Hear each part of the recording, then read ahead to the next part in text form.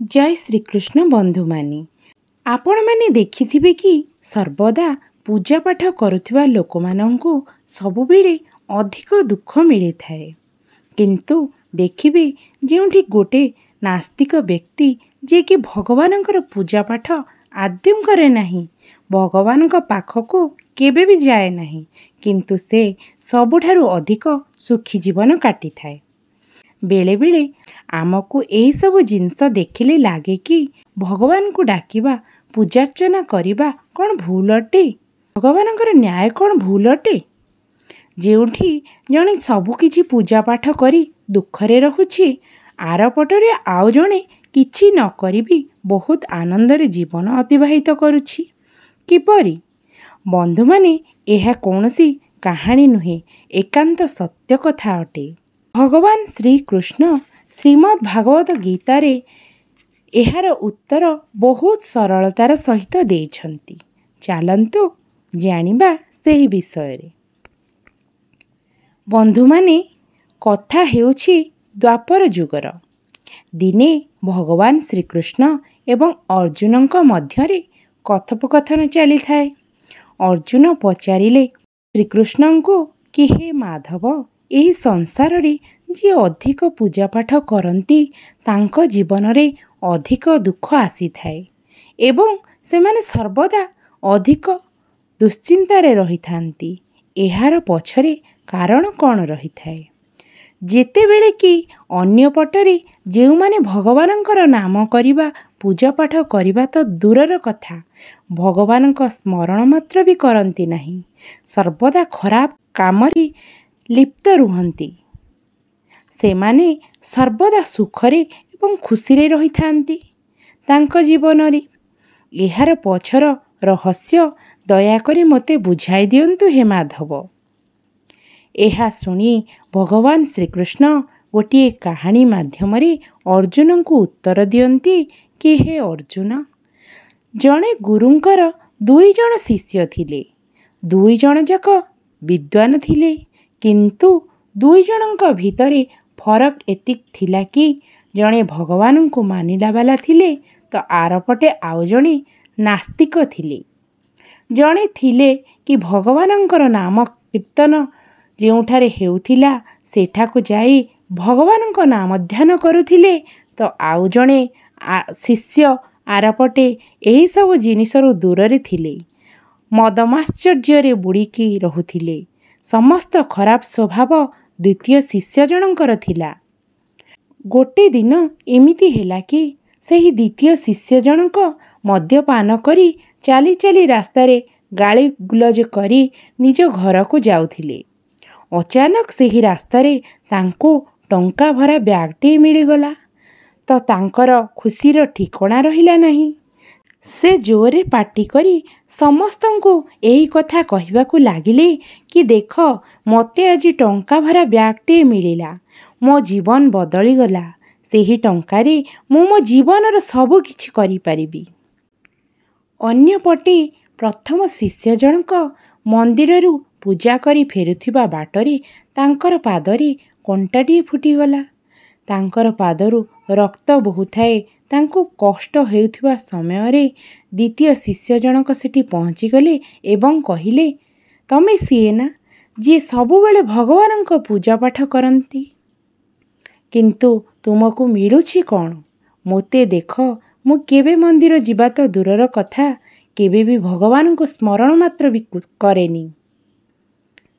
मो घरे भगवान को मंदिर भी नहीं, मु केबे भी भगवान को प्रणाम टिके भी करिनी, किंतु मो जीवन रे संपूर्ण अछि। मो पाखरे धनर कमी नहीं, सबुठार सुखी जीवन मु ही अतिबाहित करुछि।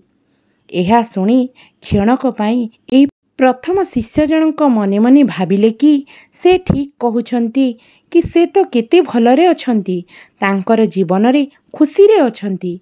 मु एते पूजा पाठ करी पाइछि कौन? सतरे तो एहा भाबी भाबी से निजर गुरुंक पाखकू गले एवं एही प्रश्न गुरुंकू करिले। एहा सुनी गुरुजी मृदु हास्यरे कहिले कि भगवान, ଯାହା ବି କରନ୍ତି ସର୍ବଦା ସମସ୍ତଙ୍କର ମଙ୍ଗଳ ହିଁ କରନ୍ତି। ସମସ୍ତଙ୍କୁ ନିଜର ଯୋଗ୍ୟତା ଅନୁସାରେ ହିଁ ଫଳ ଦିଅନ୍ତି। ତୁମର ଉତ୍ତର ଶୁଣ କି ଭଗବାନ ତୁମର ପାଦରେ କାହିଁକି କଣ୍ଟା ଫୁଟାଇଲେ ଏବଂ ତାଙ୍କୁ ଟଙ୍କାର ଭରା ବ୍ୟାଗ କାହିଁକି ମିଳିଲା? ଶୁଣ ଶିଷ୍ୟ, ତୁମେ ପୂର୍ବଜନ୍ମରେ ବହୁତ ପାପ କରିଥିଲ।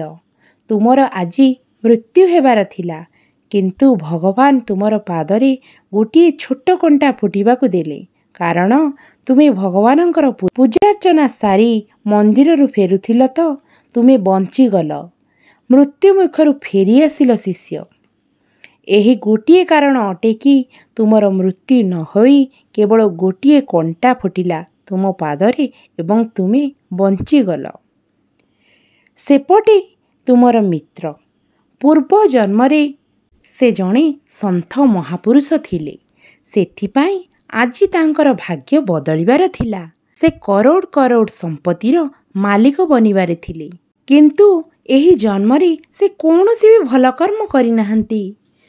କିନ୍ତୁ ପୂର୍ବଜନ୍ମର ଫଳସ୍ୱରୂପ ତାଙ୍କୁ କେବଳ କିଛି ଅଳ୍ପ ଟଙ୍କା ହିଁ ମିଳିଲା, କିନ୍ତୁ ତାଙ୍କୁ କରୋଡ଼ କରୋଡ଼ ଟଙ୍କା ମିଳିବାର ଥିଲା। ସେଥିପାଇଁ ଭଗବାନଙ୍କୁ ଦୋଷ ଦେବା ଛାଡ଼ିଦିଅ, ନିଜର ବର୍ତ୍ତମାନ ସମୟର ସଦୁପଯୋଗ କର, ଭବିଷ୍ୟତ ନିଜେ ନିଜେ ହିଁ ସଜାଡ଼ି ହୋଇଯିବ। ଏହା ଶୁଣି ଶିଷ୍ୟ ଜଣଙ୍କର ଚେତନା ଶକ୍ତି ଫେରିଆସିଲା। ସେ ପୁନର୍ବାର ପୂଜାପାଠରେ ପୂର୍ବ ପରି ଲାଗି ପଡ଼ିଲେ। ବନ୍ଧୁମାନେ, ଶ୍ରୀକୃଷ୍ଣ କୁହନ୍ତି, ଯେତେବେଳେ ଆମେ ପ୍ରାର୍ଥନା କରନ୍ତି ତ ଈଶ୍ୱର ଆମ ପ୍ରାର୍ଥନାଠୁ ଅଧିକ ଶୁଣନ୍ତି। ଯେତିକି ଆମେ ପଚାରନ୍ତି ତାଠାରୁ ବହୁତ ଅଧିକ ଜବାବ ଦେଇଥାନ୍ତି। ଯେତିକି ଆମେ କଳ୍ପନା କରିଥାନ୍ତି ତାଠାରୁ ବହୁତ ଅଧିକ ଠିକ୍ ସମୟ ଠିକ୍ ଭାବରେ ଆମକୁ ଦେଇଥାନ୍ତି। ସମୟ ଚକ୍ର ବହୁତ ଶୀଘ୍ର ଚାଲିଥାଏ ବନ୍ଧୁମାନେ। ସେଥିପାଇଁ ନା କି ବଳର ଅହଙ୍କାର କରିବା, ନା କି ଧନର ଗର୍ବ କରିବା ବନ୍ଧୁମାନେ। ଶ୍ରୀକୃଷ୍ଣ କହୁଛନ୍ତି କି ଜୀବନରେ କେବେ ବି ଯଦି ସୁଯୋଗ ମିଳୁଛି ତ ଜୀବନରେ କାହାର ସାରଥୀ ବନନ୍ତୁ, ସ୍ୱାର୍ଥୀ ନୁହେଁ। ଯେମିତି ପାଣିକୁ ଯଦି କ୍ଷୀରରେ ମିଶାଯାଏ ତ ସେ କ୍ଷୀର ଭଳି ହିଁ ହୋଇଯାଏ, ସେମିତି ସେହି ପାଣିକୁ ଯଦି କାଦୁଅରେ ବି ମିଶାଯାଏ ତ ସେ କାଦୁଅ ଭଳି ହୋଇଯାଏ। ତ ସେହିଭଳି ସବୁବେଳେ ସେମିତି କାମ କରନ୍ତୁ ଯାହା ଠିକ୍ ଅଟେ, ନା କି ଏମିତି କରନ୍ତୁ ଯାହା ସହଜ ଅଟେ। ଯେମିତି ଅନ୍ୟକୁ କହୁଛନ୍ତି ସେମିତି ନିଜେ ବି ଶୁଣିବାର କ୍ଷମତା ରଖନ୍ତୁ। ଈଶ୍ୱରଙ୍କୁ ନିଜର ସବୁଠାରୁ ଅଧିକ ନିଜର ବନ୍ଧୁ ବନେଇ ଦିଅନ୍ତୁ, କାହିଁକି ନା ଈଶ୍ୱର ସେ ପର୍ଯ୍ୟନ୍ତ ଆମ ସାଥିରେ ଥାଆନ୍ତି ଯେତେବେଳେ କି ସାରା ଦୁନିଆ ଆମକୁ ଛାଡ଼ି ଚାଲିଯାଆନ୍ତି। ଏମିତି ଲୋକମାନଙ୍କ ସହିତ ବନ୍ଧୁତ୍ୱ ରଖନ୍ତୁ ଯେଉଁମାନେ କି ଆପଣଙ୍କୁ ଭଲରୁ ଅଧିକ ଭଲ ହେବା ପାଇଁ ପ୍ରେରଣା ଦେଉଥିବେ, ଯିଏ ଆପଣଙ୍କୁ ନିଜର ମାନିବେ ଏବଂ ନିଜ ଘରର ମନୁଷ୍ୟ ଭଳି ବ୍ୟବହାର କରୁଥିବେ, ଯିଏ ଆପଣଙ୍କୁ ସାହାଯ୍ୟ କରୁଥିବେ ଏବଂ ଆପଣଙ୍କ ସହିତ ଥିବେ। ଧନୀ ଗରିବ ସହିତ ଏହାର କୌଣସି ବି ସଂଯୋଗ ନାହିଁ।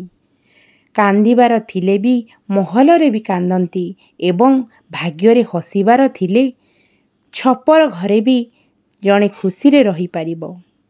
ବିଶ୍ୱାସରେ ସେହି ଶକ୍ତି ଅଛି ଯେଉଁଥିରେ ଉଜୁଡ଼ି ଯାଇଥିବା ସଂସାରରେ ବି ଖୁସି ଖେଳିଯିବ। ବିଶ୍ୱାସ ପଥରକୁ ବି ଭଗବାନ ବନେଇ ପାରିବ। ସେହିଭଳି ବିଶ୍ୱାସ ଭଗବାନଙ୍କ ସୃଷ୍ଟି କରିଥିବା ମନୁଷ୍ୟର ହୃଦୟକୁ ବି ପଥର ବନେଇ ପାରେ। କାହାକୁ ମନେ ପକାଇ କାନ୍ଦି କାନ୍ଦି ମରିବାରୁ ବହୁତ ଭଲ ଅଟେ କି ଆପଣ ଆପଣଙ୍କ କମଜୋରିକୁ ନିଜର ଅସ୍ତ୍ର ବନେଇ ନିଜ ଜୀବନରେ ଆଗକୁ ଯାଇ ଆପଣଙ୍କ ଜୀବନରେ ସଫଳ ହୋଇପାରିବେ। ଏମିତିକି ଆପଣଙ୍କୁ ଛାଡ଼ି ଯାଇଥିବା ବ୍ୟକ୍ତି ଆପଣଙ୍କୁ ଦେଖି ଦିନେ ନା ଦିନେ ପସ୍ତେଇବେ। ସଫଳ ବ୍ୟକ୍ତିର ସଫଳତା ଲୋକଙ୍କୁ ଦେଖାଦେଇଥାଏ, କିନ୍ତୁ ସେ କେତେ ଅନ୍ଧାର ଦେଖିଥାଏ ତାହା କେହି ବି ଜାଣିନଥାନ୍ତି। ଯଦି ସ୍ୱପ୍ନ ସତ ହେଉନାହିଁ ତ ରାସ୍ତା ବଦଳାଇ ଦିଅନ୍ତୁ, ସିଦ୍ଧାନ୍ତ ନୁହେଁ ବନ୍ଧୁମାନେ।